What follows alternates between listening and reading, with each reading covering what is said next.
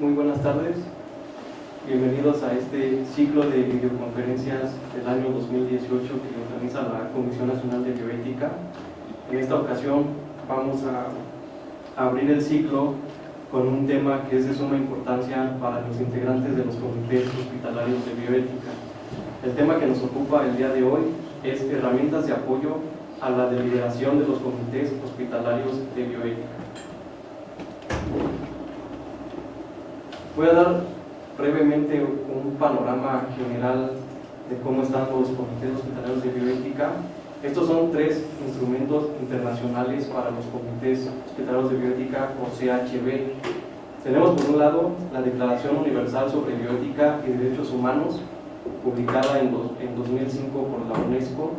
En ese mismo año, la UNESCO emite 3 guías que están disponibles de manera gratuita en internet en formato PDF. Este es un ejemplo de la primera guía, que consiste en la creación de los comités de bioética. En 2015 se publica el Manual de Ética Médica por la Asociación Médica Mundial. En el ámbito internacional de los comités hospitalarios de bioética, aquí tenemos 4 ejemplos de comités, cómo funcionan a nivel mundial. Por ejemplo, en Estados Unidos existe la Clinical Ethics Committee, en Francia, Comité Consultivo Nacional de Ética en Ciencias de la Vida y de la Salud. En España tenemos los comités de ética asistencial y en Bélgica, Comité Consultivo de Bioética. Aquí en México, pues como ustedes bien saben, están los comités hospitalarios de bioética. Ahí está ejemplificada la Guía Nacional para la Integración y el Funcionamiento de los Comités Hospitalarios de Bioética, que emitió la Comisión Nacional de Bioética. La versión más actualizada es la 5ª edición del año 2015. Este es el marco jurídico nacional para los comités hospitalarios de bioética. Tenemos nuestra Carta Magna, la Constitución Política de los Estados Unidos Mexicanos, donde en el artículo 4, particularmente en el párrafo 4, se estipula que toda persona tiene derecho a la protección de la salud. A raíz de ese artículo se van a desplegar leyes, reglamentos, acuerdos, guías, normas, etcétera, etcétera. La Ley General de Salud, en el artículo 41 bis, particularmente en la fracción 2, que es la que se refiere a los comités hospitalarios de bioética, es donde se estipula que se tienen que constituir este tipo de comités en los establecimientos de atención médica, independientemente de si son sociales, privados o públicos. En la guía nacional se estipulan 3 funciones para los comités hospitalarios de bioética, que es la función consultiva, la función orientadora y la función educativa. Para el tema de metodologías deliberativas o las herramientas de apoyo para que los comités puedan deliberar casos clínicos con dilemas bioéticos, la función consultiva es la que va a tener más énfasis para este tema. ¿Por qué? Porque la función consultiva comprende estos 3 rubros: identificar dilemas bioéticos, que eso es muy importante para el momento en que se tiene que deliberar, ¿no? Es decir, un comité hospitalario de bioética no puede hacer una deliberación si no está frente a un dilema bioético. Por eso es importante, imprescindible, que se sepa identificar en qué casos clínicos hay un dilema bioético. Otro rubro de esta función consultiva es hacer un análisis metodológico, que para ello nos van a ser útiles las metodologías que vamos a ver a continuación. Y finalmente, pues emitir recomendaciones al médico tratante una vez que se haya hecho el análisis metodológico. Estas son las limitantes de las funciones de los comités hospitalarios de bioética. Es importante enfatizarlas. No suplen las funciones de los profesionales en la toma de decisiones clínicas. No es función de un CHB analizar o sancionar negligencia médica, ya que para ello hay otras instancias. Comprenderse como grupos activistas o políticos, tratar asuntos o problemas de carácter laboral, administrativo o legal, y no es competencia realizar protocolos de investigación, ya que eso es propiamente de un comité de ética en investigación. Bien, para ir entrando en materia, ¿qué es un dilema bioético? Aquí hay dos opciones. Estamos ante un dilema bioético cuando hay un conflicto de valores o creencias que resulta de una situación en la que la elección de un bien inevitablemente conlleva la pérdida de otro. Otra definición más corta es: surge cuando hay dos o más principios éticos en conflicto. Un poco más adelante vamos a ver cómo es que se entra en conflicto o cómo es que los valores surge un conflicto. Estos son algunos de los temas principales que aborda un comité hospitalario de bioética dentro de los establecimientos de atención médica. Por ejemplo, tenemos dilemas bioéticos al final de la vida y cuidados paliativos, consentimiento informado y asentimiento informado, dilemas bioéticos al inicio de la vida y en pacientes pediátricos, toma de decisiones en la práctica clínica, embarazo y aborto en adolescentes, aspectos bioéticos involucrados en la donación y trasplante de órganos, supresión del soporte vital avanzado y la reanimación cardiopulmonar, justicia distributiva de los recursos de salud, obstinación terapéutica y futilidad de tratamientos médicos. Este es un esquema que nos muestra cómo está posicionado el ser humano pues, en la praxis, con las cuestiones éticas y morales, cuando surge conflicto principalmente, y pues que posteriormente los integrantes de un comité hospitalario de bioética pues, van a hacer un análisis de dichos conflictos, ¿no? Siempre, a lo largo de la historia, siempre se ha manejado como una dualidad, que en este esquema se ve claramente cómo por una parte está la dimensión natural, que es los instintos básicamente y el cuerpo del ser humano, y la dimensión espiritual, que tiene que ver con el alma, la conciencia moral, principios, deberes y normas, es decir, la cultura. Otra dualidad, la que está marcada de manera horizontal, es el yo frente a los otros, ¿no?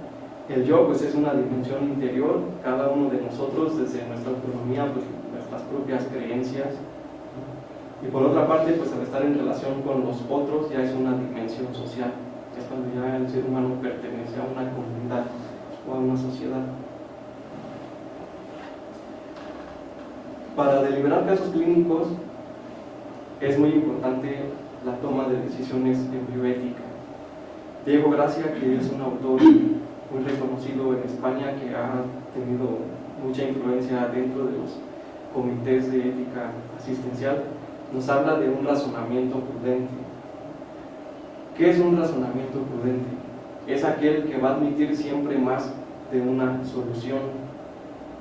Es decir, como esta misma frase de Diego Gracia, un mismo hecho puede ser objeto de dos o más decisiones, todas prudentes, eso es lo importante, que sean no solo distintas entre sí, sino hasta opuestas.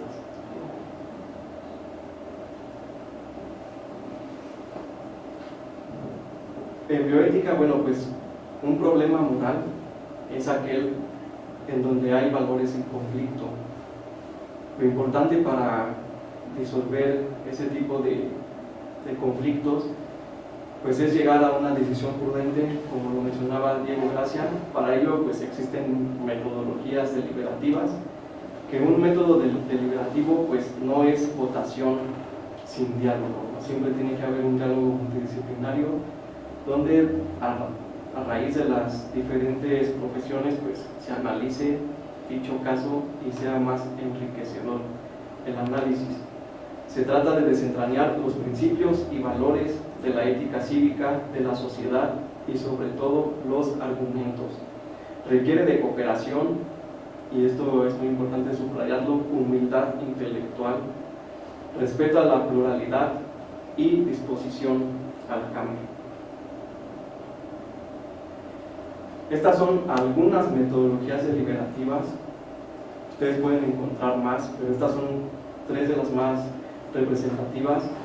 Una de ellas es la principialista o deontológica, que consiste en principios a priori.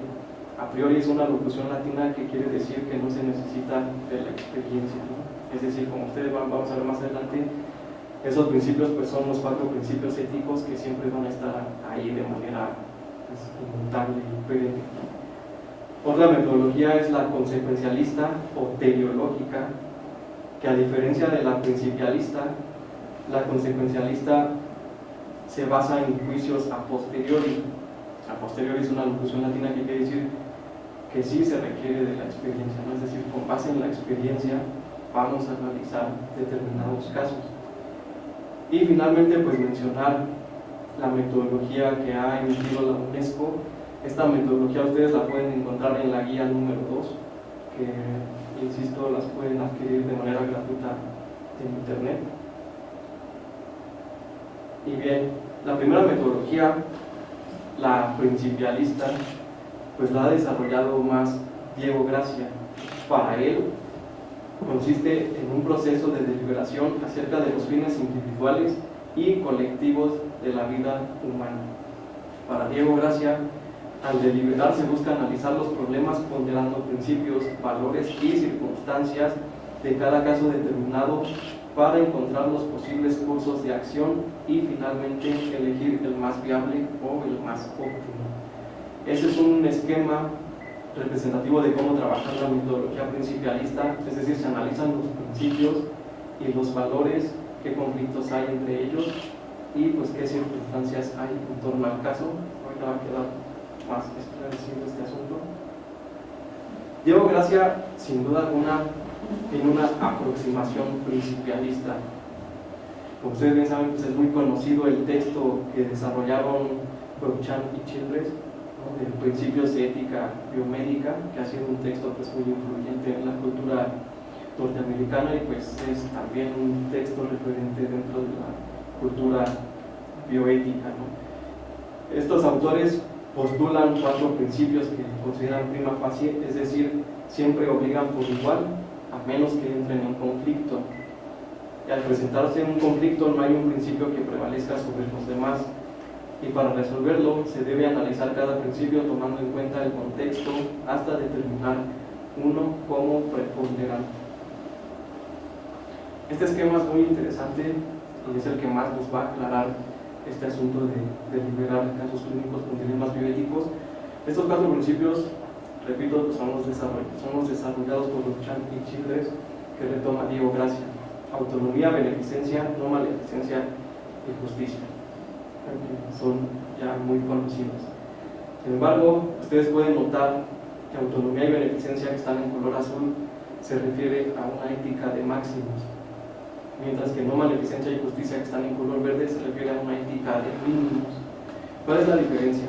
Una ética de máximos es aquella en donde cada uno de nosotros, desde nuestra autonomía, desde nuestras propias creencias, desde nuestros propios valores, consideramos que está bien. Obviamente ahí siempre va a haber un choque. ¿Por qué? Porque para lo que para mí esté bien, para uno de ustedes o muchos de ustedes va a estar mal, y viceversa, ¿no? Porque ese es el contexto meramente individual de cada persona. En cambio, en una ética de mínimos, al pertenecer a una sociedad o una comunidad, pues ahí ya nos tenemos que apegar a las normas establecidas, ¿no? Y ahí entran en juego los principios de no maleficencia y justicia. Es decir, en otras palabras, independientemente de mis propias creencias y de lo que yo considere que está bien, pues dentro de una sociedad siempre tengo que apelar a no hacer daño, el principio hipocrático de uno no nocere, y pues apelar a la justicia. Aquí voy a ejemplificar con algo que nos cuenta Heródoto en sus historias, particularmente en el libro 3, parágrafo 38. Heródoto nos cuenta que Darío, un rey persa, hace un ejercicio con 2 comunidades, por un lado los griegos y por otro los calatias, ¿no?, que estaban ubicados en Italia. Los griegos tenían la costumbre de que cuando un ser querido moría, lo cremaban. En cambio, los calatias se los comían. Entonces Darío les pregunta a los griegos: ¿cuánto están dispuestos a consentir monetariamente si en lugar de cremar a tus muertos te los comes? ¿Y qué contestaron los griegos? Pues obviamente, ¿cómo te atreves a decir esa barbaridad? Jamás lo vamos a hacer. Va con los Galatias y les dice: ¿cuánto estarías dispuesto a consentir monetariamente si en lugar de comerte a tus muertos los cremas o los entierras? Y contestaron exactamente lo mismo que los griegos, ¿no? Pues los dioses, ¿cómo te atreves a decir esa barbaridad?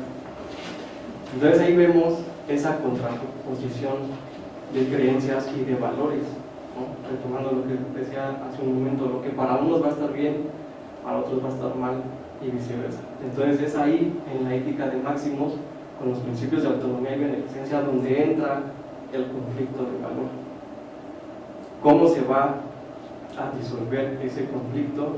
Pues yéndonos a la ética de mínimos, es decir, apelando siempre a no hacer daño al otro y teniendo en cuenta en todo momento a la justicia, ¿no? Ese es un poco pues, el panorama y el camino a seguir en esta metodología. ¿Cómo trabajar un caso desde una metodología principialista? Pues ya había aparecido este esquema en diapositivas atrás, en círculo, ¿no? Analizando los principios, los cursos de acción y las consecuencias.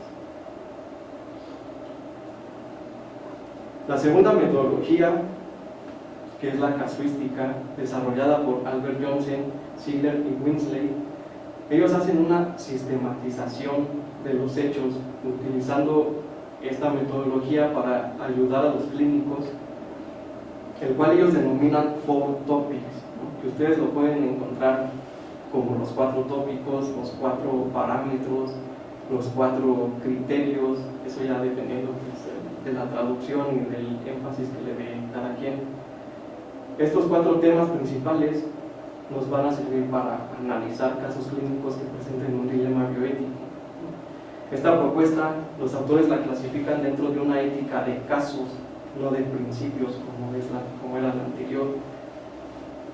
Los autores se proponen tratar el ámbito de la atención al paciente por parte de los profesionales de la salud en la relación clínica y desde una perspectiva eminentemente práctica. Solo aquí sí quiero hacer énfasis en que esta metodología, no porque no sea o no se base en principios, no quiere decir que no tome en cuenta los 4 principios éticos. Vamos a ver más adelante cómo los 4 principios de autonomía, beneficencia, no maleficencia y justicia sí están intrínsecamente dentro de la metodología casuística. Estos son los 4 parámetros o criterios o tópicos que nos tienen que ser útiles al momento de analizar y de liberar los diferentes conflictos que se presenten en la práctica clínica. Las indicaciones médicas, las preferencias del paciente, la calidad de vida y los rasgos contextuales. Para las indicaciones médicas tenemos estos 7 planteamientos. ¿Cuáles son los diagnósticos y problemas médicos? ¿Cuál es el pronóstico?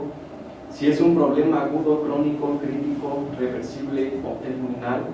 Esta pregunta pues, es muy importante porque no va a ser lo mismo si estamos en un caso de un paciente que esté en etapa terminal a que estemos frente a un caso de un paciente que tenga un problema crónico, ¿no? O que sea reversible. ¿Cuáles son los objetivos del tratamiento? ¿Cuál es la probabilidad de éxito? ¿Qué se hará si se fracasa? ¿Y cómo se beneficiará al paciente y se evitará dañarlo? Vean ustedes que aquí está en la 7ª pregunta pues el principio ético de no maleficencia. El segundo tópico, las preferencias del paciente, tenemos estos 7 planteamientos. ¿Qué ha expresado el paciente? ¿Ha sido informado, ha comprendido y ha consentido el tratamiento? Que esto se vincula demasiado con lo que es el consentimiento o el sentimiento informado. El paciente tiene capacidad, ahí está el principio de autonomía. Existen expresiones previas de voluntad. Si es incapaz, ¿quién lo subroga? No coopera con el tratamiento, ¿por qué? ¿Cuál es la opinión familiar? Respecto a la calidad de vida, tenemos estas 6 preguntas. Probabilidad de recuperar calidad de vida previa con y sin tratamiento. ¿Hay sesgos en la evaluación de calidad de vida que realizan los profesionales? ¿Qué déficit mental, físico o social puede producirse después del tratamiento? ¿Puede considerarse como indeseable la condición actual o futura? ¿Hay planes para limitar tratamientos? Y si hay planes de apoyo y cuidado paliativo. El último tópico, criterio o parámetro, tiene que ver con el contexto, donde los autores nos proponen estos 8 planteamientos. Hay hechos familiares que influyen en las decisiones, hay intereses médicos que influyen, hay factores económicos que influyen, qué factores religiosos o culturales hay problemas de asignación de recursos, hay consecuencias legales en las decisiones, hay que preguntarse si es un caso de investigación y si hay conflictos de interés. Entonces, bajo estos 4 parámetros, este es como un resumen de cómo trabajar un caso bajo la metodología casuística o consecuencialista. Tenemos por un lado 3 niveles y por el otro los pasos que hay que seguir según cada nivel. Tenemos primero los hechos, donde pues tenemos que tener la presentación del caso y aclaración de dudas. Por otra parte, los valores, identificar problemas y valores en conflicto. Y en relación con los deberes, pues hay que hacer propiamente ya la deliberación, cuáles son las propuestas de los cursos de acción para poder elegir el más óptimo o el más viable, y siempre contar con una prueba de legalidad, es decir, pues cuáles son los fundamentos que van a dar soporte a esa recomendación, para que no haya precisamente repercusiones legales. Esta es la metodología de la UNESCO, que como les comentaba se encuentra en la guía número 2, que se llama Funcionamiento de los comités de bioética, procedimientos y políticas. Esta es una metodología que la UNESCO emitió para que sirviera a los integrantes, ya sea de un comité de ética asistencial, como se llama en España, o pues a cualquier comité que se integre en cualquier parte del mundo. Esta metodología consta de 9 pasos. No solo voy a resaltar los numerales: determinar los hechos clínicos y psicosociales del caso, identificar las perspectivas de los principales interesados, formular cuestiones y dilemas bioéticos, enumerar los posibles beneficios a corto y largo plazo y los posibles riesgos para el paciente, esforzarse por lograr consenso por anuencia cuando no se logre el consenso pleno, establecer un plan de implantación, vigilar el efecto del plan sobre el paciente y revisarlo en caso necesario, evaluar los procedimientos de revisión del caso y establecer un archivo de revisiones de casos para consulta futura. Ustedes pueden notar, pues esta metodología tiene también varios elementos en común con la consecuencialista, ¿no? Y bueno, pues obviamente cualquier tipo de metodología va a tener intrínsecamente los 4 principios éticos ya mencionados. Ahora bien, este es un pequeño caso que siempre he considerado paradigmático, que es el caso Ashley. Es de una niña que, bueno, en el momento en que salió a la luz el caso, pues ella tenía 9 años, para esto fue alrededor de 2006. Esta niña de 9 años pues presentaba encefalopatía, por lo que pues mostraba una edad mental de 3 meses y ausencia de funciones neurológicas. Debido a la gravedad de la enfermedad que presentaba Ashley, sus padres y los médicos decidieron detener el crecimiento empleando grandes dosis de estrógenos, hormonas femeninas, aunado a la extirpación de los ovarios y de las glándulas mamarias, para frenar su crecimiento y convertirla en una especie de bebé eterno. Por eso se pone entrecomillado la expresión. Con estas medidas se espera que la niña no mida más de 1,30 m y su peso no rebase los 35 kilogramos. Pues esto obviamente suscitó pues mucha discusión. Evidentemente pues nos hacen falta más datos y más elementos para poder hacer un análisis más rico y poderlo deliberar. Aquí se presentan pues solo algunos planteamientos para reflexionar sobre este caso. ¿Se cumple realmente el principio de beneficencia? ¿Las acciones profesionales llevadas a cabo forman parte de una beneficencia o bien derivan de una autonomía ilimitada de los padres? Que respecto a este principio ético, pues es muy importante establecer que también hay límites, ¿no? Es decir, no porque uno pueda ejercer su autonomía, quiere decir que uno va a poder hacer lo que uno quiera, ¿no? Siempre hay que establecer límites. Se proporciona un tratamiento adecuado y bueno, para cerrar este caso, el médico tratante, pues al final que sale a la luz estas cuestiones, pues se termina suicidando, ¿no? Y de la niña, pues aún no hay noticias de ella, al parecer sigue viva. Ya no hace mucho me encontré una fotografía de 2014, por lo que se supondría que pues aún está con vida la niña, ¿no? O al menos pues no se ha dado noticia de su fallecimiento, pero pues sí está, o sea, están manteniendo en ese estado de bebé eterno, ¿no? En una entrevista a los padres, pues ellos argumentaban que la decisión se había tomado porque si dejaban que se desarrollara físicamente iba a ser susceptible de abuso sexual, ¿no? Entonces por eso era pues siempre hacer énfasis en eso, pues extirpar las glándulas mamarias, los ovarios, etcétera, etcétera. Este caso, bueno, nada más era para ejemplificar, ¿no? Pues cómo se presentan ahí dilemas bioéticos y que pues es necesario analizarlos independientemente de la metodología que se decida emplear para pues, hacer una deliberación adecuada y emitir el mejor curso de acción, ¿no? el curso de acción más óptimo, más viable al médico tratante. Y bueno, pues aquí tenemos esta pintura. Ya con esto cerraría la presentación. Esta pintura es muy interesante, se llama Visita del niño a la enfermera.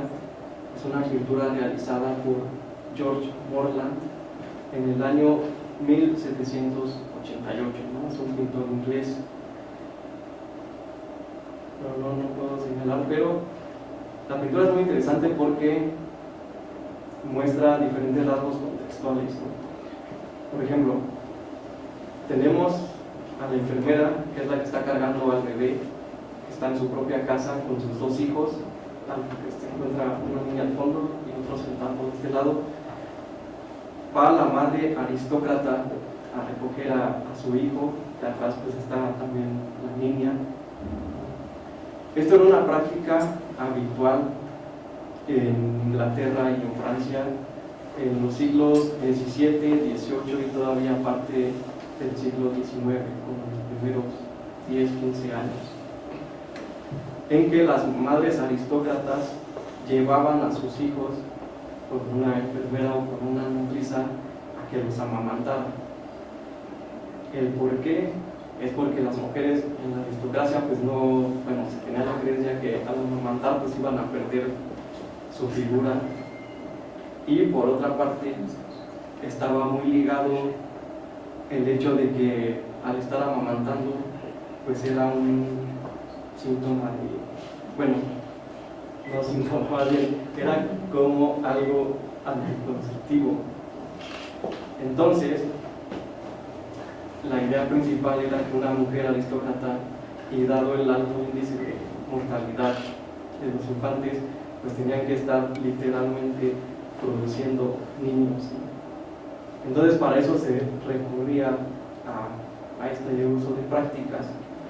Pero miren, en la pintura es muy interesante el hecho de que cuando la madre va a recoger a su bebé, el bebé se aferra a la nodriza o la enfermera.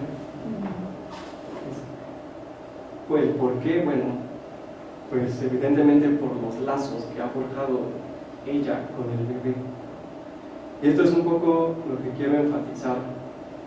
¿no? Haciendo una analogía de esta pintura con la praxis hospitalaria, ¿no? Con la atención médica, pues que es muy bonito que así sea la atención médica, ¿no? Que lejos de que el paciente huya de los médicos, pues al contrario, ¿no?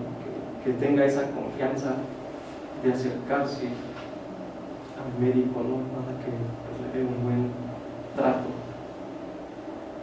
Y bueno, pues con esto cerraría la presentación de las metodologías. Espero que pues, sean de utilidad, ¿no? Y que las tomen en cuenta y sobre todo que las empleen dentro de los establecimientos de atención médica. De las tres, la principalista, la consecuencialista y la que plantea la UNESCO, pues la más utilizada es la consecuencialista, porque está planteada de una manera más didáctica, ¿no? Y enriquece más el análisis clínico de los casos con síntomas bioéticos. Y bueno, pues muchas gracias, pasamos a la sesión de preguntas.